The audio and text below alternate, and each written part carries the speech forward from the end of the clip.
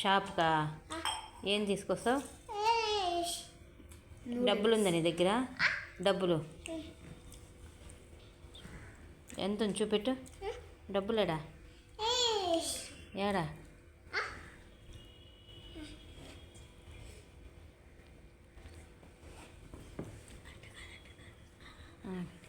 ఎంత ఉంది? ఎంత ఉంది? ఏం తీసుకొస్తావు? ఏం తీసుకొస్తావు? ఏం తీసుకొస్తావు? తోష. సరే సరే బాయ్ చెప్పు అమ్మకి. జాగ్రత్తగా వెళ్ళిరా సరేనా? జాగ్రత్తగా వెళ్ళిరా. చెప్పలే వాడికి.